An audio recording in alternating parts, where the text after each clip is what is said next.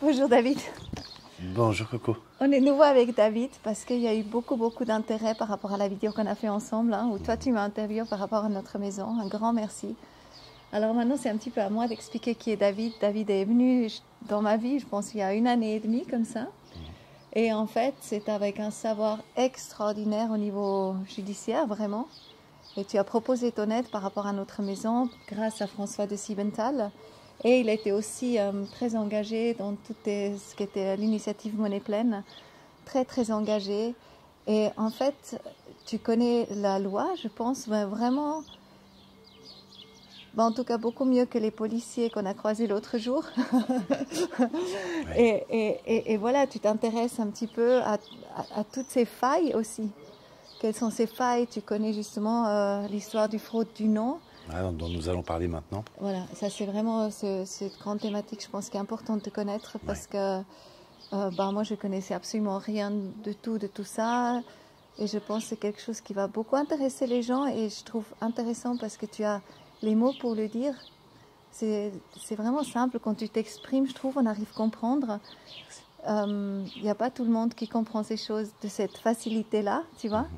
Et je pense que c'est chouette si on a un échange sur ça.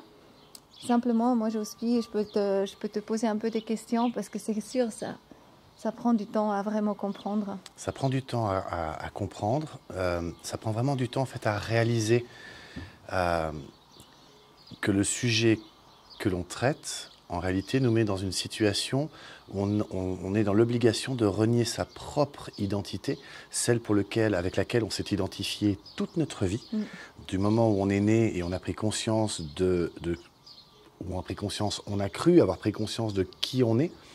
Et en fin de compte, on découvre avec la fraude du nom que cette identité auquel on s'est identifié tout au long de notre vie, à l'école, au travail, pour les hommes à l'armée, certaines femmes aussi, par rapport aux assurances, par rapport aux impôts, par rapport à toute la vie sociale que l'on vit, hein, du matin au soir quand on se lève, travailler, payer les factures, les impôts, quand on se fait arrêter par la police pour un contrôle ou autre, on se rend compte que, quand on a compris la fraude du nom, qu'en fin de compte, cette identité que l'on a endossée toute notre vie, en réalité, ce n'est pas nous. C'est pas moi. Ouais, c'est un avatar, un homme de paille. C'est ça. Moi, je dis le pion du Monopoly. Voilà. Donc, vas-y. Oui, Une question. non, c'est intéressant. Non, mais moi, je me suis rendu compte de ça parce qu'en fait, on écrit toujours, tu vois, toutes les lettres que je reçois aussi du tribunal ou comme ça, hein, c'est toujours écrit mon nom de famille en grand, en gras, Voilà. en grand lettres. Et en fait... en lettres capitales. C'est ça. Et c'est là, en fait, qu'il y a quelque chose de grand à comprendre, que on ne s'adresse pas à moi autant qu'être humain en chair et en os, mais effectivement, quelque part, à ce papier avec lequel je m'identifie jusqu'à maintenant, qui était déposé par les parents avec le certificat de naissance, c'est juste. Et puis on s'identifie avec ça toute la vie. Et après, il y a cette histoire derrière que en fait, si on ne dit pas qu'on est en chair et en os et qu'on est vivant, un être humain vivant, après 7 ans, c'est tellement compliqué à comprendre. Hein. Alors c'est vrai que c'est très compliqué. On va reprendre les bases. On va reprendre les bases. Ce qu'il faut déjà comprendre, c'est qu'au niveau juridique, l'être humain, en tant que tel, n'a jamais eu sa place dans l'arsenal juridique. On prend la Constitution, alors on est en Suisse, donc on va parler principalement suisse, et je vais faire quelques parallèles avec la France, parce que la France a un peu plus d'avance sur nous, ils ont découvert ça il y a plus longtemps que nous. Les Américains et les Canadiens ont plus de 30 ans d'avance. Au Canada, par exemple, il y a Ghislaine Lanctot, qui est un ancien médecin, qui a écrit des livres, notamment La mafia médicale, qui a découvert tout ça et qui a viré son nom et son prénom qui lui a été donné à la naissance et qui était inscrit dans les registres d'état civil. Donc cet avatar qui est la personne juridique, elle a viré tout ça, elle a choisi son nom, elle est redevenue souveraine. Si on prend la Bible, par exemple, tous les personnages de la Bible n'ont qu'un prénom. Personne n'a de nom de famille. Oui, c'est vrai. Si on regarde aujourd'hui les rois, les reines, les princes et tout ça, hein, je veux dire, la reine Elisabeth, elle n'a pas de nom de famille. Alors on va dire de Windsor, mais elle n'a pas de nom de famille. J'ai jamais pensé à ça. On parle du prince William, il n'a pas de nom de famille. Et on peut trouver sur Internet les actes de naissance des enfants de Katie Williams. Et on voit justement que Kate, qui s'appelait Middleton, de nom de jeune fille, de maiden name, le nom de jeune fille en anglais, lorsqu'elle s'est mariée, elle a perdu son nom de famille. Donc au lieu de prendre le nom de famille de William, puisqu'il n'en a pas, il est souverain, il n'a pas de nom de famille, elle a perdu son nom de famille. Donc elle n'est plus Kate Middleton, elle est Kate, je ne sais plus quoi, duchesse, enfin voilà. Et les enfants de Kate et Williams n'ont pas de nom de famille. Wow. Voilà. Wow. Le pape choisit son nom. On a actuellement le pape François, mais le pape François, l'être humain qu'il est depuis sa naissance, ne s'appelait pas François, il a choisi son nom pour sa fonction de souverain pontife. Et c'est là justement la grande différence entre les souverains et, j'ai envie de dire, les esclaves. Donc il faut comprendre que tout ce système dans lequel on baigne depuis la naissance est un système d'esclavage, on va rentrer dans les détails après, à savoir que le fait qu'on ait un nom et un prénom, surtout le nom de famille. Le nom de famille, en fait, nous a été donné par l'État. C'est pas le père qui donne le nom de famille, le père en fait ne fait que de transmettre. Et il faut savoir que l'esclavage se transmet également par le père. On retrouve ça dans le Code Noir que j'ai publié sur mon Facebook il y a quelques heures. Là, je remercie mon ami Alexandre Hilarion de l'avoir publié. Alors il faut comprendre que dans le monde juridique que l'on hérite aujourd'hui, qui provient principalement du juridique romain, il y avait déjà cette notion de ce que l'on appelle le capitis deminutio maxima minima ou media. Alors, le capitis deminutio, donc capitis la tête, donc on coupe la tête, hein, on diminue la tête. Ouais. Capitis la tête, deminutio diminuer, ouais. Donc on diminuait la tête, donc tout ça. Et ça, on pouvait le faire minima, media ou maxima. Et je fais exprès de descendre justement dans mes termes parce qu'on perdait un peu de citoyenneté, par exemple le droit de vote. Minima, je prends un exemple parmi tant d'autres, hein. On pouvait perdre le droit, par exemple, de faire partie de droit de cité, c'est-à-dire, par exemple, on perdait le droit, par exemple, de faire de la représentation politique dans l'Assemblée, dans le Parlement, lorsque, par exemple, on allait en prison, pour avoir tué, pour avoir peu importe. Et le capitis deminutio maxima, c'est lorsque l'on perdait carrément son statut de citoyen pour devenir un esclave. Et l'esclave, à l'époque, portait le nom, alors de famille, on ne peut pas vraiment le dire comme ça, parce qu'à l'époque, on était fils de... Alors, par exemple, mon père s'appelle Alain, enfin s'appelait. Donc, si on garde la notion de nommage ancestraux, je suis David, fils de Alain. Oui. Ça, ce serait mon vrai nom. Et si on reprend la Bible, on retrouve ces notions-là. Les Arabes aujourd'hui, le monde musulman, le monde arabe, hein, tu prends les pays du Maghreb, tu prends l'Arabie Saoudite, tu prends toutes ces zones-là, tu as encore les noms qui sont très, très éloquents. Ben quelque chose, c'est fils de. Tu prends chez les Asiatiques, San, c'est également fils de. Donc notre vraie identité, moi c'est David, fils de Alain et de Simone. D'accord. Léonard. Mais c'est touchant, c'est beau en plus. C'est beau. Ouais, c'est très Léonard de Vinci. Leonardo da Vinci. Ouais. Léonard, alors j'ai été justement dans la petite bourgade où il a grandi, vécu et étudié. Léonard n'avait pas de nom de famille. Leonardo n'avait pas de nom de famille. Et pour le différencier des autres Léonard, on disait Leonardo da Vinci. Parce qu'il y a une petite ville, enfin un petit village qui s'appelle Da Vinci en Lombardie. Très joli d'ailleurs. Lombardie ? Je ne sais plus, pas loin de Florence. Très, très, très joli petit village. Et donc, on a plein de personnages comme ça dans l'histoire. Donc, il était souverain aussi. Alors, quelque part, oui. En fait, cette notion de nom de famille, je ne sais pas quand est-ce qu'elle est arrivée. J'ai l'impression que c'est arrivé avec Napoléon, avec le Code civil, dont nous, la Suisse, nous en héritons une grande partie, puisque Napoléon est venu à Genève entre 1800, je ne sais plus, 3 et 12, 13, un truc comme ça, début du 19e siècle.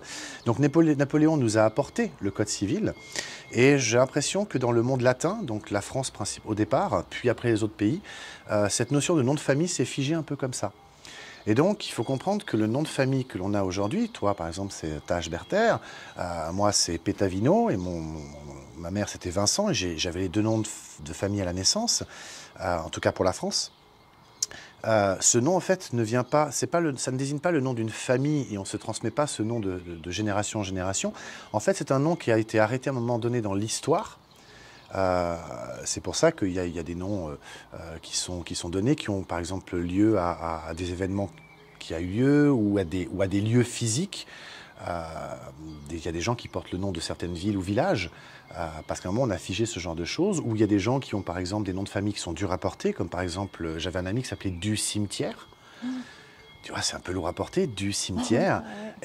Donc il a pu faire changer son nom de famille en autre chose. Donc les noms de famille, on ne sait pas vraiment d'où ils viennent. Mais tu ne pourrais pas mettre un nom, justement, David, de Alain et Simone, tu ne pourrais pas. Alors, c'est là que ça devient intéressant. C'est qu'en France, il y a une loi qui s'appelle la loi du 6 fructidor de l'an 2. Et cette loi, elle dit que nul ne peut porter de nom autre que celui qui est inscrit sur l'acte de naissance. D'accord. Alors, j'ai regardé mon acte de naissance. Et sur mon acte de naissance, c'est marqué que je m'appelle David, fils de Pétavino et de Vincent. Donc, on revient à ce qu'on disait tout à l'heure. Mon acte de naissance dit bien David, fils de. On est d'accord. Ça, c'est sur la partie identité. Sur toute l'autre partie de l'acte de naissance, en ce jour de telle date de ma date de venue au monde, je pesais tant, je suis arrivé à telle heure, mon père a déclaré tout ça. Et en fait, on arrive, quand on regarde l'acte de naissance, en tout cas le mien, on s'aperçoit que ce document-là, il a toutes les propriétés d'un contrat qui s'appelle un contrat de fiducie. Parce que la déclaration est faite par le père devant un officier d'état civil. Et donc, ce qu'il faut comprendre, c'est qu'il y a donc à ce moment-là un constituant, mon père, en me déclarant. Il y a un exécutant, donc l'état civil. Et puis, il y a donc un bénéficiaire, puisqu'un contrat de fiducie, c'est ça, c'est un constituant, un exécutant, un bénéficiaire. Donc, je serai le bénéficiaire. Et c'est ça qu'il faut comprendre, c'est que ça, c'est très complexe à comprendre. Il y a des lois ancestrales qui sont toujours d'actualité, comme par exemple le droit d'amirauté. Alors, le plus dingue dans l'histoire, c'est que les avocats, les juges, les juristes, ils connaissent ça parce qu'ils l'étudient. Mais on leur dit que c'est de la philosophie de droit. Donc en gros, c'est un truc inutile qu'on n'applique plus. Mais la réalité, c'est que c'est toujours d'actualité. Alors, qu'est-ce que le droit d'amirauté ? Parce que tout va expliquer justement cette notion de papier, de déclaration, et le fait qu'on ait un nom, et que, enfin, tout va venir de là. Le droit d'amirauté, c'est le plus vieux code du commerce au monde. Il reposait principalement sur l'honneur. Lorsque deux bateaux en mer faisaient commerce, si les deux bateaux battaient le même pavillon, c'est-à-dire qu'ils avaient le même petit drapeau de chaque côté du bateau, hein, si le bateau A et le bateau B avaient le même drapeau, pavillon pour être précis, alors ils appliquaient les lois de leur pays pour faire du commerce. Si par contre, les deux bateaux n'avaient pas le même pavillon, alors à ce moment-là, ils étaient dans une notion de commerce international. Donc ils devaient se mettre d'accord pour que le commerce puisse se faire sans rentrer en contradiction ni l'un ni l'autre avec leur propre loi nationale. Et puis arrive un troisième cas de figure où l'un des bateaux n'a pas de pavillon, et ça peut arriver. C'est à ce moment-là ce qu'on appelle être des pirates, ou lorsque deux pirates font du commerce, à ce moment-là, ils font comme ils veulent. Donc évidemment que celui qui battait pavillon, lui devait en tout cas respecter son propre code du commerce, même s'il faisait du commerce avec un bateau qui n'avait pas de pavillon. Et ça, c'est ancestral depuis toujours. Ce qui est intéressant de voir, c'est que on hérite de ça aujourd'hui avec le droit international. Dans le droit international, on voit par exemple avec l'OMC, on voit par exemple avec le Code uniforme du commerce, le Uniform Commercial Code, l'OMC, c'est l'Organisation mondiale du commerce. Elle repose un petit peu là-dessus, justement, enfin un petit peu, même énormément. Et peut-être le UCC, c'est Alors le UCC, c'est le Code uniforme du commerce, ou en anglais Uniform Commercial Code. Et le Code uniforme du commerce, c'est un code, en fait, c'est un code qui a été écrit aux États-Unis, mais qui retranscrit ce droit d'amirauté. D'accord ? Et aujourd'hui, il s'applique alors en Suisse depuis 1994. On retrouve ça dans un message qui avait été fait de l'Assemblée fédérale, du Conseil fédéral à l'Assemblée fédérale, concernant la loi sur les titres intermédiaires. Et on lit noir sur blanc que le Code uniforme du commerce s'applique depuis 1994 en Suisse. Alors ce Code uniforme du commerce, il est très intéressant parce que c'est... alors déjà, il est étudié uniquement dans le cadre universitaire par les gens qui font par exemple un MBA. Mais alors ce qui est intéressant, c'est... Alors, s'il est reconnu, alors ce qui est dingue, c'est que les gens qui étudient le UCC, le Code uniforme du commerce, comment dire ça, on leur donne un cours un peu vague sur les grands principes généraux. Mais on ne leur fait pas vraiment étudier ce droit-là. Il faut être très, très spécialisé. Donc, c'est une étude très particulière de ce droit. Et donc, c'est vraiment le droit du commerce international. D'accord ? Ce qu'il faut comprendre, c'est que comme il provient du droit d'amirauté, il est quelque part, il hérite de quelque chose d'ancestral, mais il reprend ces principes du droit d'amirauté, dont un qui est vraiment clé, à savoir que, à l'époque, on remonte à la période des galères et compagnie. Imagine-toi par exemple Marco Polo, lorsqu'il a pris son bateau et qu'il est parti à l'aventure, il faut savoir qu'il a remis à la capitainerie, donc au port, à la capitainerie, à l'administration, il a dû remettre tous ses documents, c'est-à-dire ses titres de propriété, tous ses titres, d'accord, tout ce qu'il possédait, il l'a remis à la capitainerie. Pourquoi ? Parce que s'il part avec ses papiers et que le bateau coule, l'héritage ne peut pas se transmettre, puisque les papiers n'existent plus. C'est des contrats.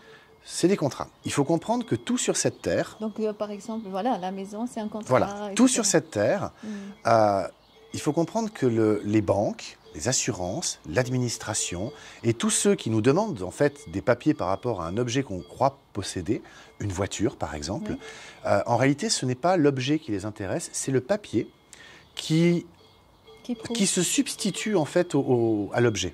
D'accord. Donc pour la voiture, par exemple, c'est la carte grise. Pour la maison, c'est le titre de propriété. Pour le terrain, c'est le titre de propriété. Je crois qu'on a compris un peu le principe. Pour l'être humain, c'est la carte d'identité. D'accord.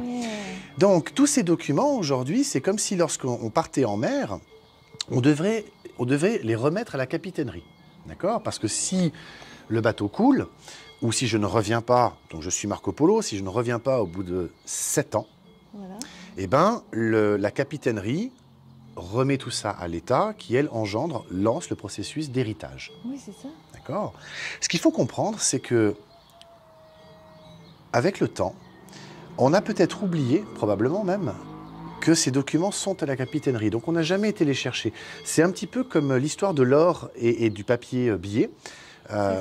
Où justement, on mettait l'or dans les coffres justement des orfèvres, qui lui nous donnaient des bouts de papier. Puis l'orfèvre s'est aperçu que finalement, comme personne venait récupérer son or, il pouvait continuer à émettre des papiers. Mais on est exactement dans le même schéma. C'est-à-dire que comme la capitainerie, ou plutôt aujourd'hui l'administration, on ne va pas récupérer les titres originaux, on n'a que des copies. Tu vas demander ton acte de naissance, tu obtiendras une copie, pas un original. Tu vas demander ton titre de propriété au registre foncier, tu obtiendras une copie, pas un original. Et il est où l'original? Alors c'est une bonne question. C'est une excellente question. Alors moi j'ai appelé... Notaire, non? Alors j'ai appelé, parce qu'on a plein de documents pour revenir à l'être humain, nous, l'être humain, il faut comprendre le processus de création de la personne juridique, donc du fameux papier qui se substitue à nous. Voilà. D'accord. La fraude du nom est quelque chose qu'on trouve sur Internet très facilement. Je recommande d'ailleurs le site de mon ami Jack Fruit qui est la tromperie du code justinien, donc Google, la tromperie du code justinien. Et il a fait un travail absolument extraordinaire. Mais moi, j'y croyais pas. Je veux dire, c'est trop gros pour être vrai. Et j'aime bien travailler avec du concret. Alors j'ai pris le téléphone, j'ai appelé la mairie de mon lieu de naissance, Monaco. J'ai appelé le service civil, j'ai dit, écoutez, voilà, j'ai besoin d'un document qui prouve que je suis né vivant. Alors, ils m'ont tout de suite dit, oui, il vous faut un acte de naissance. Mais l'acte de naissance, je l'avais entre les mains. J'ai dit, bah, écoutez, non, pas... Une copie. Alors, la copie conforme à l'original, ouais. Donc, c'est un papier sur lequel ils ont collé un timbre, ils ont mis leur tampon, c'est marqué copie conforme à l'original. Donc, j'ai un document qui se prétend être une copie conforme. C'est qu'une prétention, parce que moi, je ne peux que croire ce qu'on me dit et je n'ai pas vérifié. Mais avec tout ce que j'avais appris dans la fraude du nom, je voulais vérifier tout ce qui s'était dit. Alors j'ai appelé la mairie de Monaco et j'ai fait un peu le blond pour essayer de... Alors qu'est-ce qu'il en est ressorti? Mais non, tu sais que je suis le président de la Société protectrice des blondes. Non, c'est pour cette expression, j'ai fait un peu l'ignorant. Et tout s'est avéré être vrai, à savoir que, donc, information qui provient de la mairie de Monaco, du service civil. Lorsque un enfant vient au monde, par exemple dans l'hôpital, le médecin qui a accouché l'enfant, lui, comme il est assermenté, ou plutôt il est médecin, donc il peut délivrer un document qui s'appelle un certificat de naissance, enfin un certificat d'accouchement. D'accord ? La preuve. La preuve, il témoigne Voilà, qu'il c'est a ça. vu cet enfant naître, C'est ça. venir au monde. Il fait un contrat, il signe. Il ne fait pas un contrat. D'accord. Il fait pas un contrat. Il fait une déposition. D'accord. C'est-à-dire Ok. qu'il fait un acte, si tu veux, de témoignage. Ok. Ok, il témoigne qu'il a bien vu un enfant venir au monde. D'accord. Et tu entends, j'ai bien dit venir au monde, j'ai pas dit naître. C'est voulu. Donc un enfant vient au monde. Le document, il part à la mairie. Et évidemment, le père, vu qu'on lui dit tu es obligé de déclarer l'enfant, qu'est-ce qu'il fait le père? Il se pointe soit dans le bureau de l'hôpital, soit il va à la mairie directement, ça dépend, et puis il va remplir une déclaration de naissance. Et ces deux documents vont partir au greffe du tribunal. Et le greffe du tribunal, donc le tribunal, va créer un document qu'il va renvoyer au civil, donc à la mairie, et ce document s'appelle un acte de naissance. Et il faut comprendre qu'un acte, ce n'est pas un certificat. Un certificat, c'est un témoignage. Un acte, c'est juste une extraction des informations que l'on a à un instant donné. Tu vas par exemple à l'office de la population, tu demandes tu demandes un justificatif de domicile, ils vont te sortir un acte de domicile. D'accord. Tu vas demander ton acte de naissance, il va te sortir un acte de naissance. Donc ils vont sortir de leur base de données les informations qu'ils considèrent avoir à ce jour. Ces informations sont peut-être fausses, mais en tout cas, c'est les informations qu'ils ont. Et la totalité du système repose sur le fait que, comme ce document provient d'une prétendue autorité, il a une valeur. Les informations seraient justes. Mais en fait, un acte, ce n'est pas un certificat, ce n'est pas un témoignage. C'est juste des informations qui sont écrites, point barre. On ne sait pas si elles sont vraies. Donc on voit qu'on a là un petit souci, c'est qu'on a d'un côté un médecin qui a fait un certificat, donc un témoignage, et de l'autre, nous avons un tribunal qui crée un autre document qui s'appelle un acte de naissance. Et c'est là que ça devient dingue, parce qu'on va passer notre vie, sur la base de cet acte de naissance, on va créer une carte d'identité, éventuellement un passeport. Quand on va vouloir contracter, c'est-à-dire louer par exemple un appartement, on va donner notre carte d'identité. Quand on va vouloir aller chercher un emploi et donc contracter avec un employeur, on va lui donner notre carte d'identité. Lorsque on veut souscrire un abonnement téléphonique, nous allons donner notre carte d'identité. Lorsque nous souscrivons à une assurance maladie ou accident, on le fait toujours avec cette identité-là. D'ailleurs, il nous demande aussi une copie de la carte d'identité. Et donc, tout ce que l'on fait au quotidien, on le fait toujours avec cette carte d'identité. Alors ça peut sembler normal parce qu'elle justifie de notre identité. Mais il faut comprendre qu'en réalité, cette carte d'identité, c'est la représentation matérielle. Elle matérialise cette fiction juridique. De mon existence. Alors non, pas de ton existence, de l'existence de la personne juridique qui a été créée par le tribunal et qui se substitue à toi dans ce monde qui finalement n'est qu'un monde de commerce. Tout n'est que commerce. Absolument tout. Alors le truc qui est absolument dingue, et c'est là que ça devient totalement dissonant, c'est qu'il faut réaliser qu'en réalité, on joue tous un grand jeu de Monopoly. Alors, imagine-toi qu'on pose sur la table un jeu de Monopoly, tu vois, toi et moi, on met un jeu de Monopoly, on y place les pions, on met les cartes, les dés, et puis, jette les dés. 5, qu'est-ce que je vais faire? Qu'est-ce que je vais dire surtout? Je vais dire, j'avance de 5. Alors je prends le pion et j'avance de 5. Mais c'est pas moi qui avance. C'est les dés. C'est le pion. Le pied, ouais. Et là, je tombe sur une case. Enfin, le pion tombe sur une case. Et qu'est-ce que je vais dire, moi, en tant que joueur, par habitude? Ah j'achète. Mais c'est pas moi qui achète. C'est le pion. Et puis tu prends les dés, tu lances, tu fais pareil. Et puis moi, je vais prendre les dés, et puis je lance, et puis je vais me tirer une carte chance qui me dit « va en prison ». Mais moi, l'être humain assis autour de la table, je ne vais pas en prison. Je prends le pion et je vais le mettre en prison. Le pion, c'est la personne juridique. Moi, l'être humain autour de la table en train de jouer, je ne suis pas le pion. C'est un peu comme Avatar. C'est un avatar. Eh bien, le pion, dans mon explication, c'est la carte d'identité. On passe notre vie à nous identifier, à nous confondre, le mot c'est ça, à nous confondre avec cette carte d'identité. Mais cette carte d'identité, en fait, c'est une personne juridique. Et là où ça devient très intéressant, c'est de voir que puisque le droit international, il est au-dessus du droit interne. C'est-à-dire que le droit international, il est toujours supérieur au droit qui est à l'intérieur d'un pays. D'accord ? De la Constitution suisse. Donc nous, dans le cas de la Constitution, enfin de la Et Confédération tous les autres, helvétique, hein. on a donc le droit international qui est en haut. En dessous, il y a la Constitution. En dessous, il y a le droit fédéral.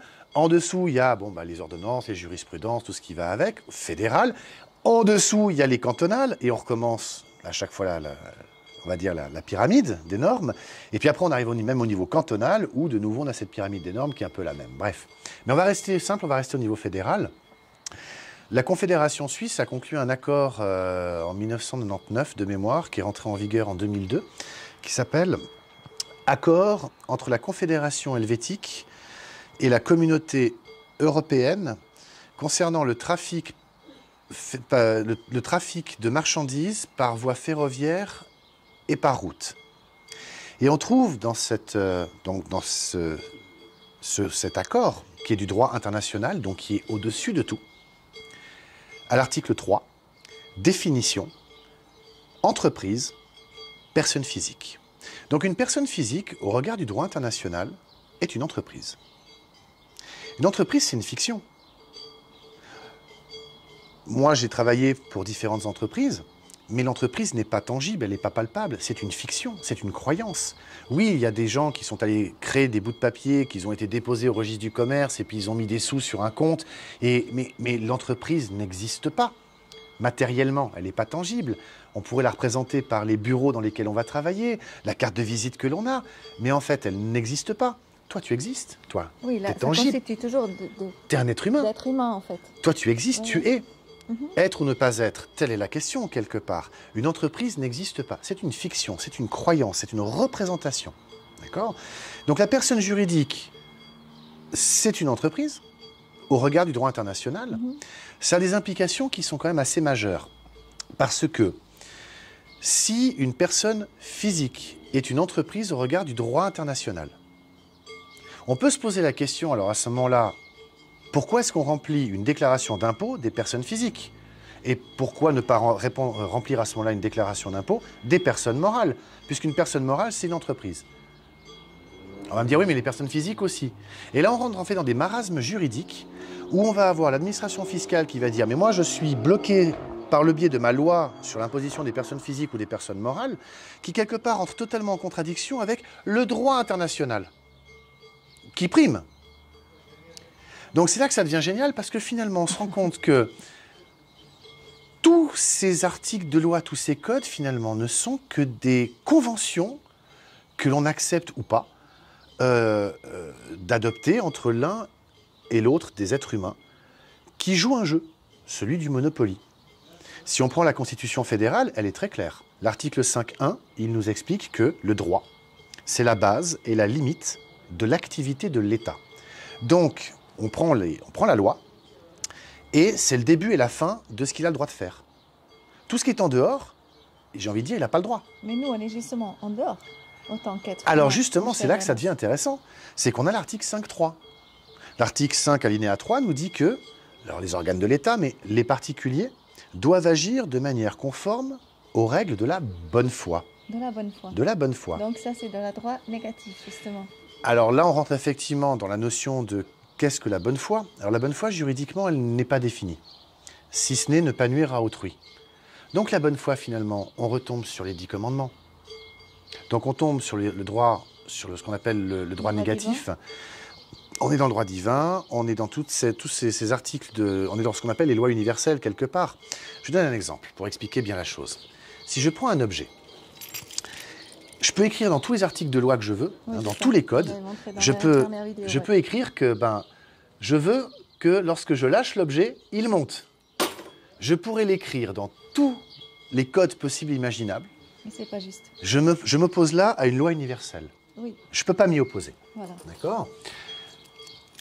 Le juridique, en fait, c'est un peu ce qu'il tente de faire, c'est-à-dire il tente de soustraire l'homme de la réalité tangible dans laquelle on est, pour le projeter dans un monde qui est totalement imaginaire, qui est le monde du commerce. Mm-hmm. On a tous signé des contrats. En haut d'un contrat, il y a une chose qui est écrite, qui est toujours la même, c'est la date. Mm-hmm. Et aujourd'hui, on est le... Je sais plus quoi, 12, 12, 13, je sais plus. Je sais plus quelle date on est. Ah oui, bah on est le 14 juin. Ah, le 14 Puisque demain c'est le 15, ouverture des frontières. Ah oui. On est le 14 juin 2020, tu es d'accord? C'est ça, oui. Eh ben, c'est une convention que nous venons de passer parce que regarde, le calendrier islamique ou musulman, il n'est pas en 2020. Je crois qu'ils sont en 1700 et des bananes. D'accord? Tu prends les juifs. Le calendrier lié à la Torah, ils sont en, je ne sais plus, 5004, 5006. Donc, le calendrier lié à la Torah, le calendrier lié au Coran, n'est pas le même que le calendrier lié à la Bible. Or, tous les contrats, on les passe sur la notion qui voudrait qu'il y a 2020 ans, à peu près, il y a Jésus, je ne sais pas si c'est sur la base de sa mort ou de sa naissance, mais on part de ce moment-là. Il y a 2020 ans, c'est le point de départ, c'est Jésus. Et tous les contrats que l'on fait aujourd'hui sont liés à ça. C'est la date liée, en quelque part, à Jésus. Mais c'est une convention.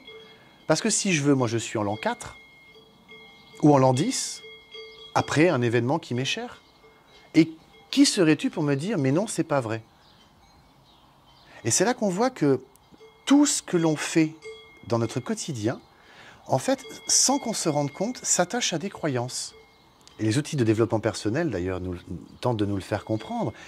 Sortons des schémas. Oublions ce que l'on croit savoir. Tout démonter pour tout reconstruire. Qui sommes-nous? Qui je suis?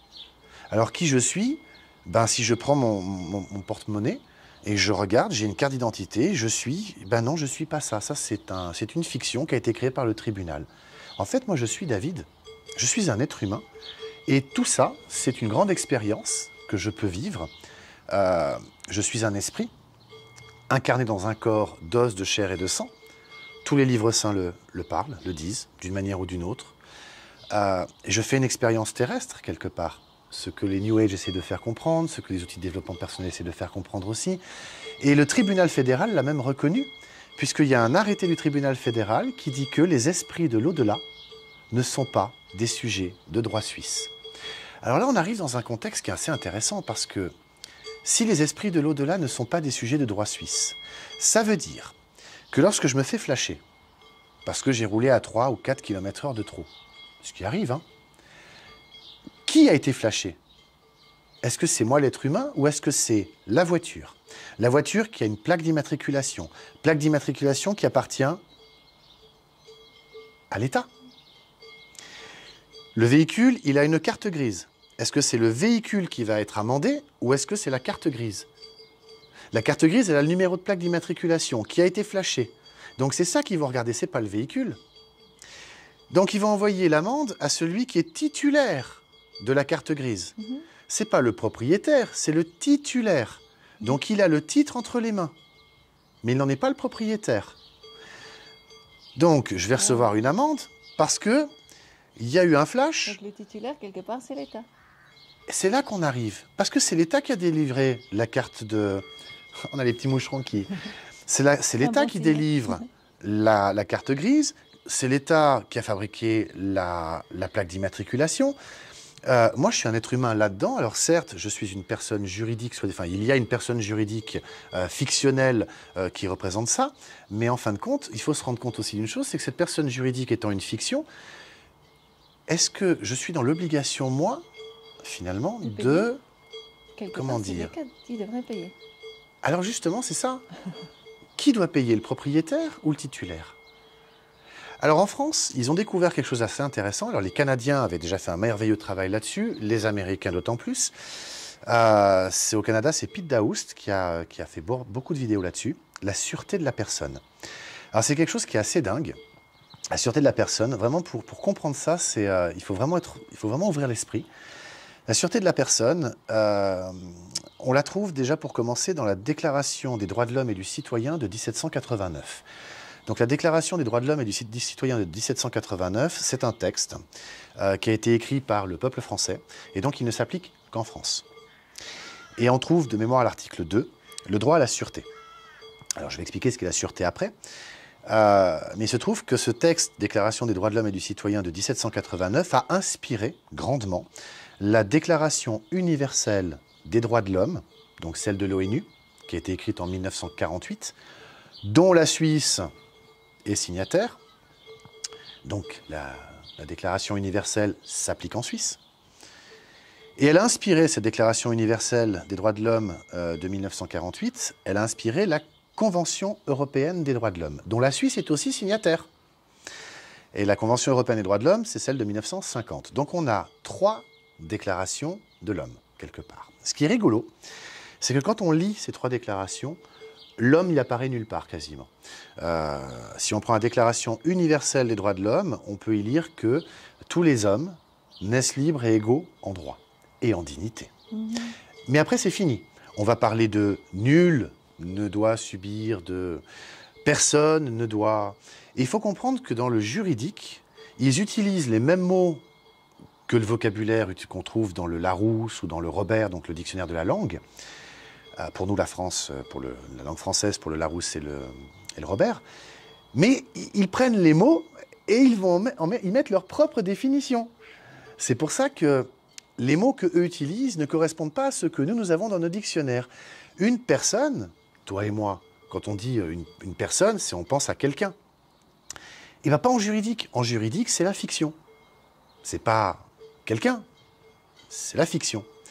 Donc, quand on lit les déclarations des droits de l'homme, quand on lit tous ces textes et qu'on voit que personne, c'est... Alors, pas dans leur jeu à eux. Dans leur jeu à eux, personne, c'est cette fiction juridique. D'accord ? Oui, mais dans notre jeu à nous, quelque part, si tu parles d'une personne, oui. Quelque part, c'est directement le juridique, et personne, c'est personne. Alors, c'est là, quelque part, c'est là que les mots, on voit qu'ils sont galvaudés. J'essaie de plus en plus d'enlever le mot « personne » de mon vocabulaire pour 2 raisons. Parce qu'on peut dire que personne n'est venu. Donc, si personne n'est venu, nobody came, hein, on va dire, voilà. C'est intéressant de faire un peu de... C'est vrai, nobody, c'est pas de corps. Nobody, c'est marrant de faire la langue des oiseaux, justement. Nobody, exactement. Nobody, pas de corps. Donc, ni personne. Mand, même en allemand, c'est ni, jamais, Mand. C'est le man, c'est déjà aussi l'homme, tu vois. Et ben voilà. Jamais d'homme. Oui, c'est intéressant. Et ben voilà. Et le langage juridique, il est beaucoup inspiré en plus du monde anglo-saxon parce que quand, en langue française, on entend le juge nous dire « Est-ce que vous comprenez ?» Alors comprendre, toi et moi, on se comprend. On échange des mots, tu as compris ce que j'ai dit, tu comprends ce que, je comprends ce que tu dis. Je ne comprends pas tout ce que tu dis. Ou pas. Voilà. Je ne sais pas comment c'est avec vous. Mais l'objectif, c'est évidemment de s'accorder sur une idée commune. C'est ça, quelque part, la communication, c'est de se comprendre. Ouais. Mais pas en juridique. En juridique, comprendre veut dire se soumettre. Ça vient de l'anglais « Do you understand » Understand. Do you stand under? C'est clair. Donc, est-ce que tu te soumets? Et il est là la chose, finalement. Parce que vu que, en fait, il faut comprendre qu'un tribunal n'est rien d'autre qu'un lieu dans lequel on fait du commerce. D'accord? De quelle forme? Eh bien, on fait du commerce parce qu'on va, toi et moi, au tribunal, parce que nous n'arrivons pas à nous mettre d'accord autour de la table. Oui, mais il y a toujours eu un contrat entre nous. Oui. C'est ça la base. C'est ça la base. Ouais. Et on n'arrive pas finalement à résoudre, à se mettre d'accord sur ce qu'on a conclu au départ. On a un conflit. Donc si on est dans un conflit, on est déshonoré. C'est pour ça que dans le tribunal, le président du tribunal ou le juge, on s'adresse à lui généralement en lui disant « votre honneur ». Parce que lui, il est là en tant que... Il n'a rien demandé. Dans l'affaire, quelque part, on peut dire oui. Il est là, quelque part, il n'a rien demandé, si ce n'est qu'il fait son travail. Hein. Lui, il n'a rien demandé. Il voit 2 camps qui viennent s'affronter devant lui parce qu'ils n'arrivent pas à se mettre d'accord. Donc lui, il est dans l'honneur, lui. Mais il y en a un des 2 qui n'est pas dans l'honneur. Un des 2 camps, d'accord, qui n'est pas dans l'honneur. Là, c'est compliqué à comprendre, mais en réalité, dès qu'on rentre dans un tribunal, on se met d'office dans une situation de contrat commercial. D'accord. Okay, dans un contrat commercial qui s'appelle une fiducie. Et donc, il y a le constituant, celui qui a fait appel au tribunal. C'est ce que tu as essayé d'expliquer à un rendez-vous au tribunal. C'est ça. Et il n'a pas du tout aimé. Il n'a pas aimé. Du tout accepté. Il n'a pas aimé. Il a dit, je sais très bien ce que je fais. Oui. Qu'est-ce que tu avais dit? Alors, il n'a pas aimé parce que je lui ai dit, donc, nous sommes là réunis. Il y a donc eu la partie demanderesse qui a convoqué le tribunal. Elle est donc la constituante. Vous, monsieur le juge, vous êtes donc là pour exécuter, donc vous êtes l'exécutant, ce qui veut dire que dans un cadre de contrat de fiducie, nous en sommes les bénéficiaires. Évidemment qu'il n'a pas aimé. Et il ne peut pas aimer, parce qu'en faisant ça, on remet le jeu à l'endroit. Nous, dans ton affaire depuis le début, on dit que la banque, n'ayant pas présenté le titre original, donc pas de titre original, pas d'obligation, ils l'ont peut-être perdu, ils l'ont peut-être brûlé, ils l'ont peut-être vendu. S'ils ne te montrent pas le titre original, tu n'as aucune obligation de t'exécuter. C'est là qu'on revient justement avec la fraude du nom, c'est que tout n'est basé que sur des copies. Et aujourd'hui, il y a plusieurs êtres humains qui veulent remettre la main sur tous les documents originaux qui se trouvent à la mairie. Et on n'y arrive pas. La mairie refuse de nous rendre ces titres. Donc si je reviens au droit d'amirauté, au bout de 7 ans, on est perdu en mer. Mais si on revient avant les 7 ans, mais même après, hein, on retourne à la capitainerie et on dit, bah, regardez, je suis vivant. Donc ils doivent nous rendre les documents. C'est ce qu'on doit faire avec un enfant avant ses 7 ans. Alors c'est ce qu'on doit faire. Avant ces 7 ans, ce serait bien. Alors en Suisse, nous avons, et en France aussi, il y a ce même document.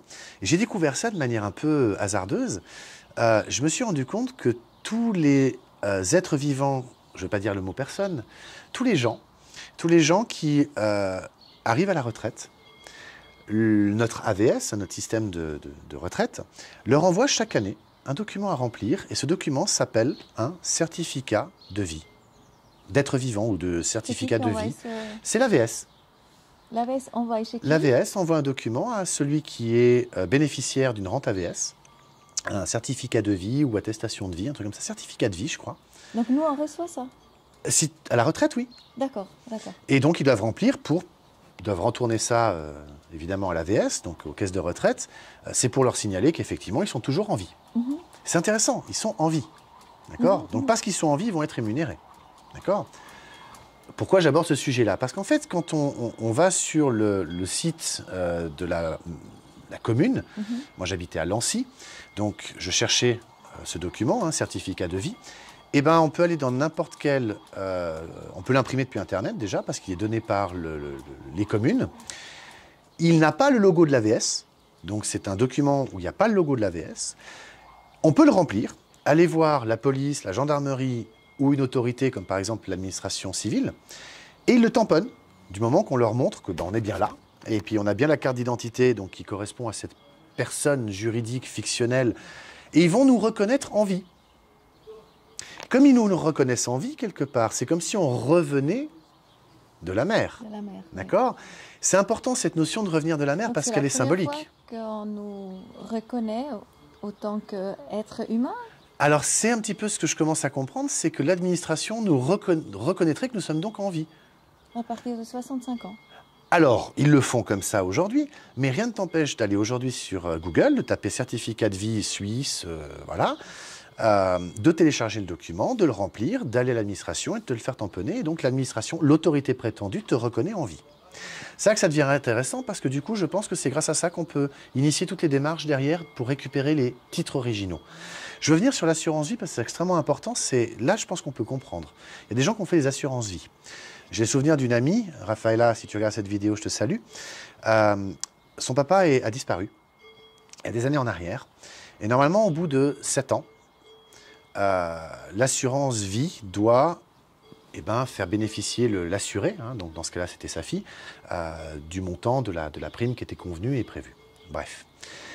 C'est là qu'on se rend compte que finalement, ce droit d'amirauté, ce qu'on explique, c'est cette notion de perdu en mer, donc la marchandise où l'être humain se perd en mer et que donc les documents restent à la capitainerie, sont donc lancés dans un processus d'héritage, que quand on revient de la mer, on les récupère.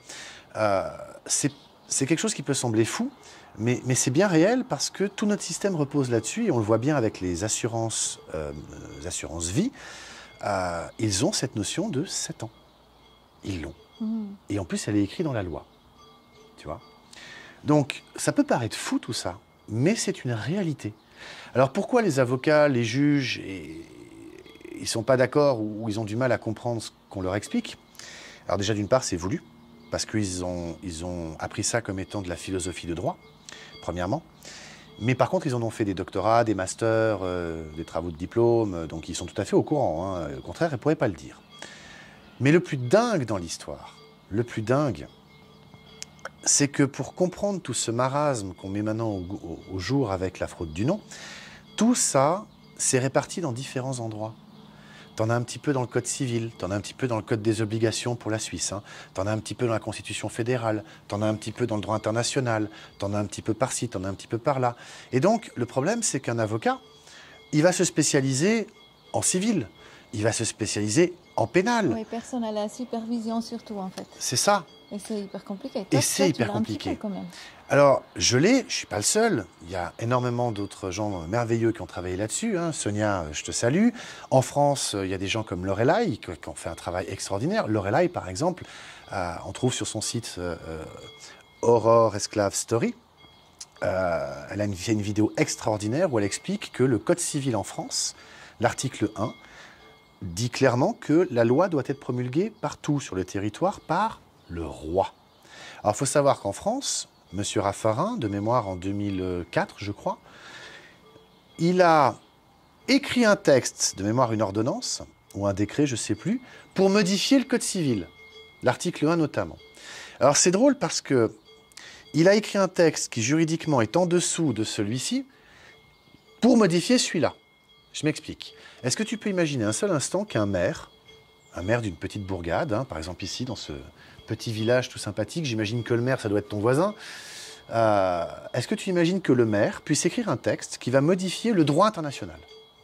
Non. Non. Est-ce que tu peux imaginer que le maire puisse écrire un texte qui va modifier la Constitution suisse? Même pas. Non. Sauf dans notre processus légal Voilà, mais il ne peut pas le modifier de lui-même. Est-ce que tu peux imaginer que le maire puisse écrire un texte qui va modifier le droit cantonal? Non plus. Non plus. Ben là, c'est exactement un peu ce qu'il a fait, c'est qu'il a écrit un décret, donc c'est un texte qui est en bas, qui est allé modifier le truc qui est en haut.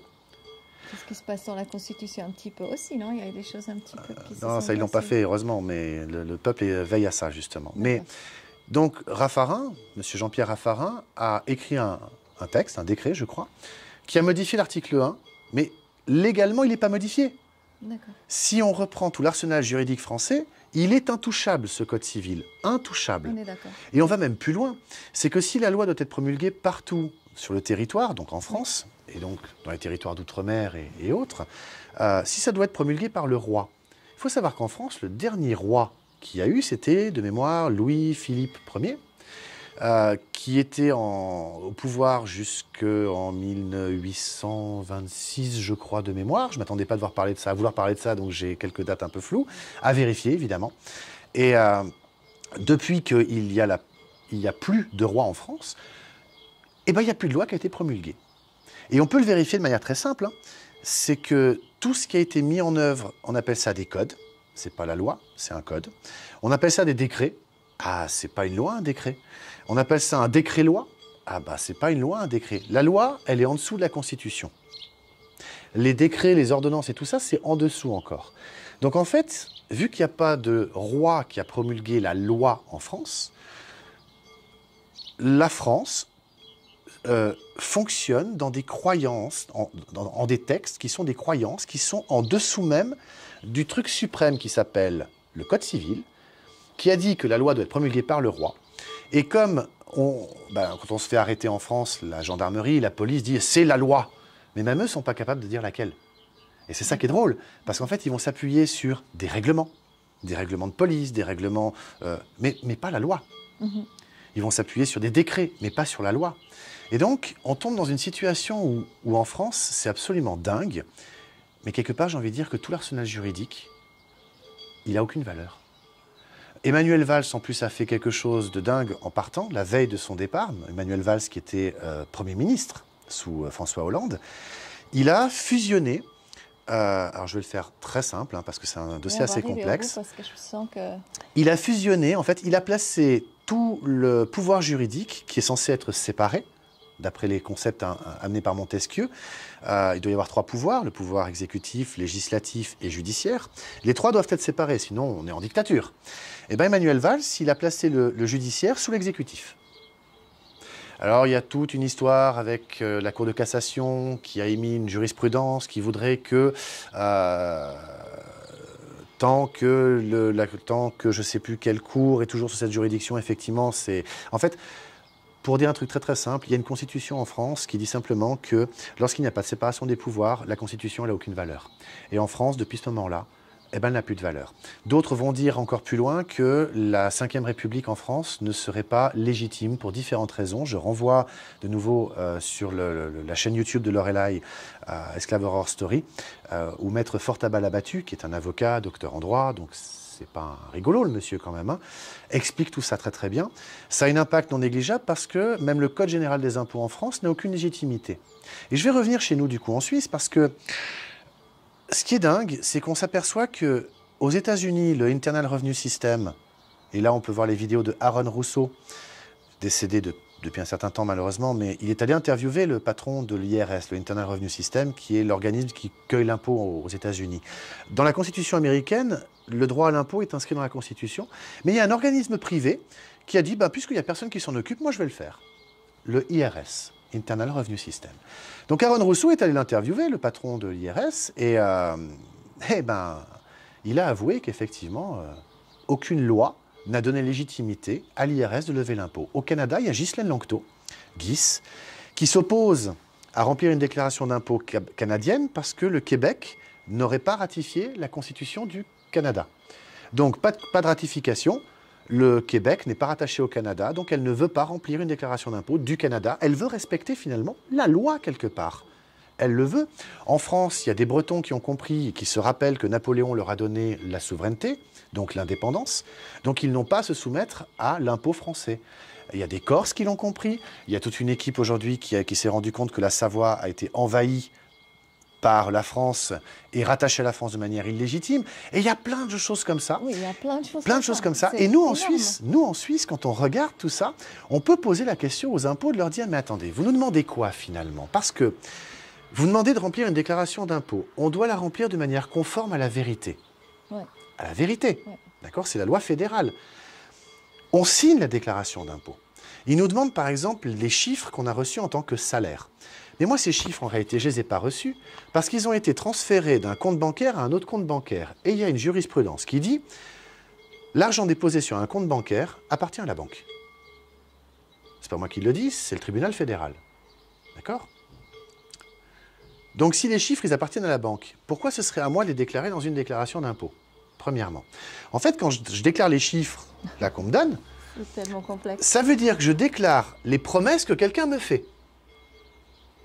Mais pour bien comprendre ce qui se passe, c'est quelque part, je vais commettre un mensonge en remplissant la déclaration d'impôt avec les papiers qu'on m'a donnés. La feuille jaune de déclaration de salaire, et tous ces papiers qu'on me donne, quelque part, font que je crois dire la vérité, parce que je ne connais pas la loi. Toi, tu la connais, la loi? Non, il y a des avocats, il y a des juges, même eux ne la connaissent pas. D'accord? Est-ce que tu as lu une seule fois la loi sur l'imposition des personnes physiques, la loi fédérale fiscale? Jamais tu l'as lu. Et bien pourtant, tu dois déclarer de manière conforme à la vérité.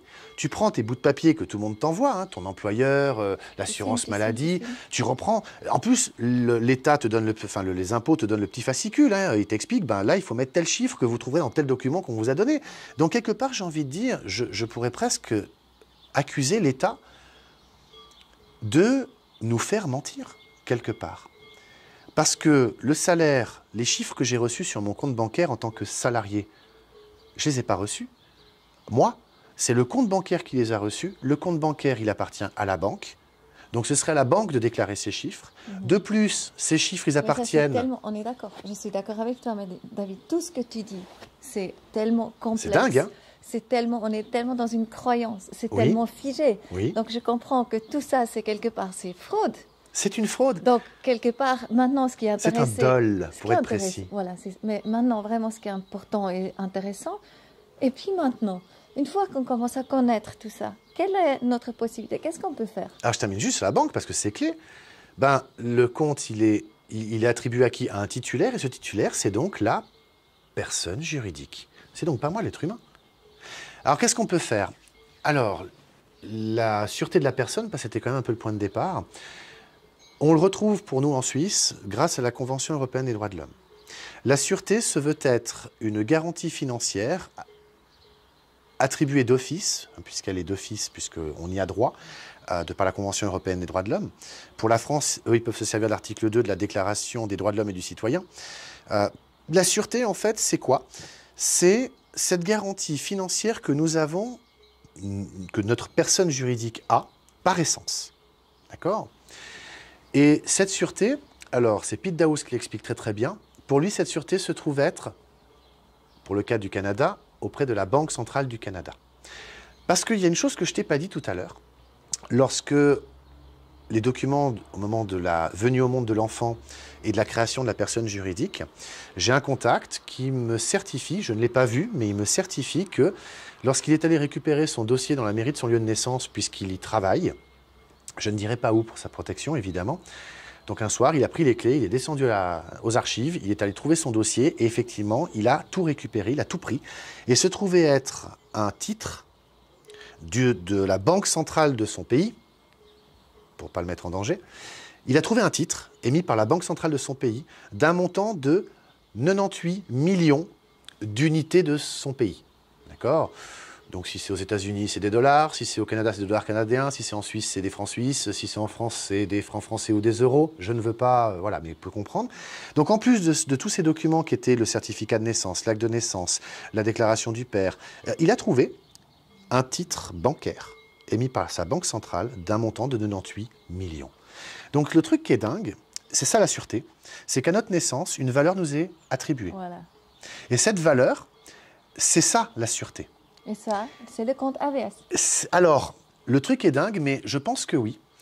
Je pense que oui, parce qu'aux États-Unis, ils ont réussi à démontrer que les numéros de sécurité sociaux sont des numéros de compte qui sont joués en bourse. Voilà.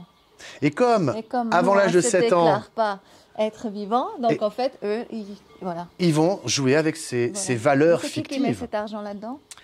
Et cet argent est aussi fictif. C'est de la bourse, c'est du casino. Comme ça. Donc ça veut dire qu'on a tous, notre personne juridique, la personne juridique dont nous sommes titulaires, aurait une valeur.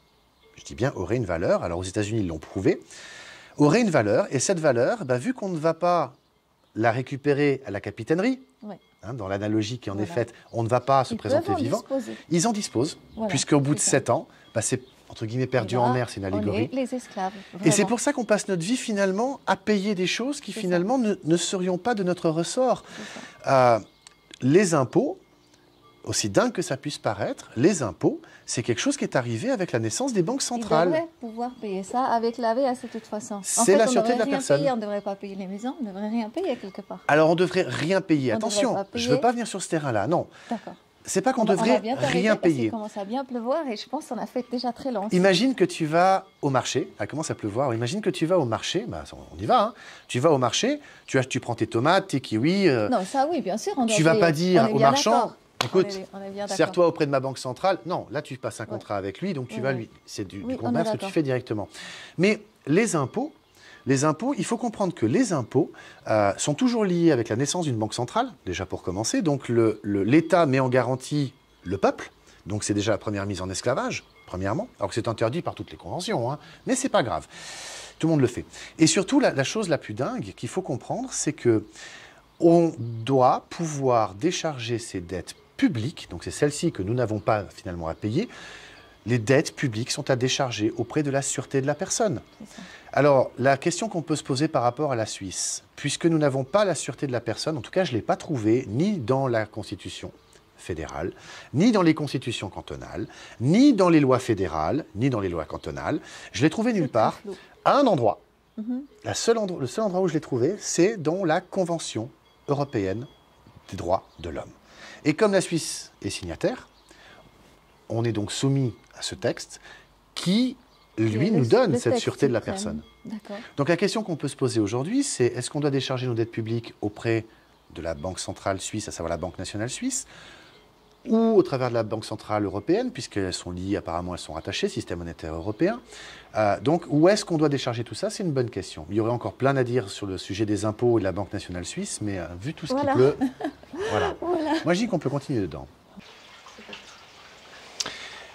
On a dû bouger parce qu'il pleuvait. Donc j'expliquais justement les impôts, pour prendre un exemple. Mais il y a quelque chose qui est absolument hallucinant quand on va regarder. Alors en France, ils se sont aperçus que la République française était une entreprise enregistrée au registre du commerce. On retrouve sur société.com et dans les bases de données de l'INSEE, on retrouve tout ça, puisque c'est l'INSEE qui distribue les numéros de sirène ou de sirette, qui est l'équivalent du numéro de TVA, hein, ce qui veut dire que dès que tu as un numéro de TVA, tu es une entreprise, et une entreprise n'a pour but que de faire du commerce.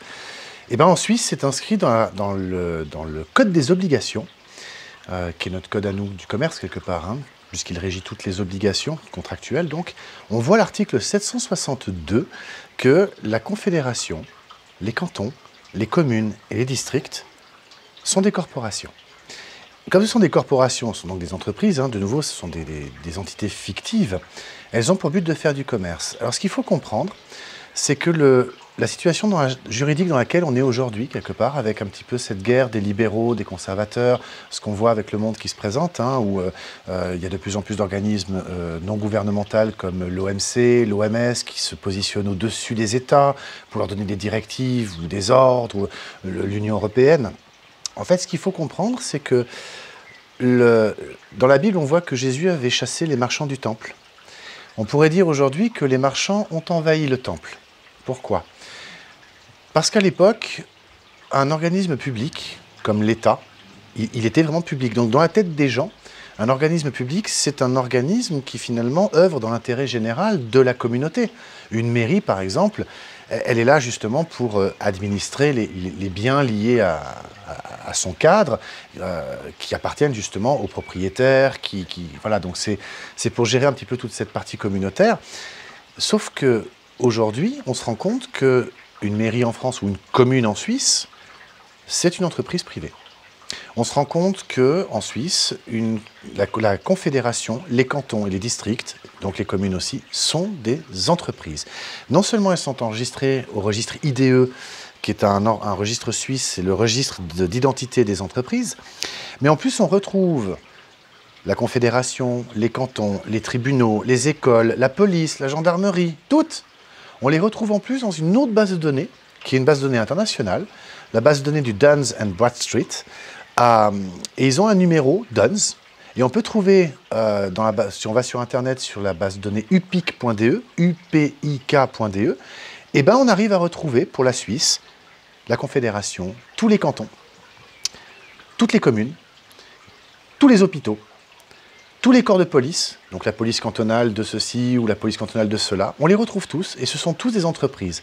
Ce qui est dingue dans cette histoire, c'est que les fonctionnaires qui sont employés par ces administrations, ils pensent faire très bien leur travail et à juste titre. Ce qu'ils ne savent pas, c'est qu'en réalité, ils font du commerce, et qui plus est de manière illégitime, parce qu'ils obligent l'être humain à faire du commerce avec une entreprise privée. Les impôts, par exemple, envoient la déclaration d'impôt, donc le fonctionnaire fait très bien son travail par rapport à ses règlements, par rapport à ce qu'il a appris. Donc qu'est-ce qu'il fait? Il envoie la déclaration d'impôt au contribuable. Le contribuable va faire quoi? Il va la remplir, il va la signer, puis il va renvoyer. Donc c'est là qu'il a contracté avec une entreprise. En fait, ce qu'il faut comprendre, c'est qu'aujourd'hui, ce qui était public est devenu privé. Ça a un impact qui est non négligeable, parce que ça veut dire qu'en fin de compte, moi je n'ai aucun contrat avec la Confédération, je n'ai aucun contrat avec la commune, je n'ai aucun contrat avec le canton, jusqu'à preuve du contraire, et je n'ai aucun contrat avec l'administration fiscale. Sauf si je reçois la déclaration d'impôt et que je la remplis, je la signe, là j'ai contracté avec eux. Pourquoi? Parce qu'eux vont dire, mais attendez, il y a une loi, on utilise une loi. Et on se retrouve dans la même situation que le Internal Revenue System aux États-Unis, c'est-à-dire que cet organisme privé qui s'est dit, bah tiens, vu qu'il n'y a personne qui occupe ce terrain-là, bah moi je vais le faire. Sauf que nous en Suisse, ou en France, l'impôt est né notamment avec la Banque centrale, en tout cas en Suisse. Et ce qu'il faut comprendre, c'est que ces organismes publics, en devenant privés, continuent une activité qui théoriquement ne leur appartient pas. En traduction, si toi aujourd'hui tu montes une entreprise et tu décides d'envoyer des déclarations d'impôt à tes clients et de les taxer sur la base de la loi des impôts, tes clients ils vont te dire t'es gentil, mais ça c'est de l'arnaque ce que tu es en train de faire. T'as pas le droit de faire ça. Ils déposeraient même plainte, ce qui serait juste. Mais nous, parce qu'on nous a enseigné, on nous a appris, nos parents nous ont dit, parce qu'on croit que tout ça est légitime. Et en fin de compte, moi j'ai l'intime conviction, et je vais me réfugier derrière mon droit fondamental de croyance, qui est inscrit dans la Constitution fédérale, je crois que tout ça, c'est une immense supercherie. Si la Confédération est une entreprise, elle fait du commerce, j'aimerais qu'elle me montre le contrat que j'ai signé avec elle. Si la commune, les cantons, la gendarmerie, la police font du commerce avec moi, j'aimerais comprendre, j'aimerais savoir quel est le contrat que j'ai signé avec eux. Tant que je ne nuis à personne, je fais un excès de vitesse. Je dépasse de 3, 4, 5 km/h, y compris au-dessus de la marge de sécurité. Hein. À qui ai-je nuit? Est-ce qu'il y a un blessé? Est-ce que la confédération ou la commune, le canton, qui va m'envoyer l'amende, peut se prétendre d'être lésé de quelque chose? Non. Ils ont juste pris une photo. Voilà. Donc ça, c'est extrêmement important à comprendre, c'est que le domaine public, enfin les organismes publics sont devenus des privés. Les gens qui y travaillent ne le savent pas, donc les fonctionnaires, les agents de police, les administrateurs, tous ces gens, ils ne le savent pas.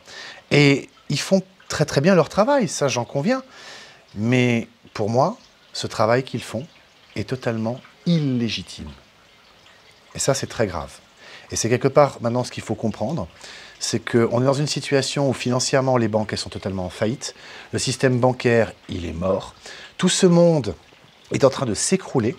Et le fait de comprendre la fraude du nom permet justement l'éveil. C'est une des parties. Et pour ça, il y a des vidéos que j'invite vraiment tout le monde à aller voir. C'est les vidéos de mon ami Jérémia Lescarnet. Il a une chaîne YouTube. Il a fait un travail extraordinaire de recherche, vraiment, sur les contrats, sur le droit des défunts, sur la notion de temps. Il a découvert, par exemple, que le temps est une notion juridique qui n'existe que pendant les contrats. Puisqu'on a parlé tout à l'heure de 2020. Hein, donc on a conclu tous les deux que cette date-là était correcte entre toi et moi parce qu'on accepte tous les deux cette notion de il y a 2020 ans, Jésus, tout ça. C'est un contrat. Jérémia a vraiment fait un travail extraordinaire. Il a une pédagogie exemplaire. Et vraiment, j'invite tout le monde à aller voir sa chaîne, Jérémia Lescarnet. Voilà, merci.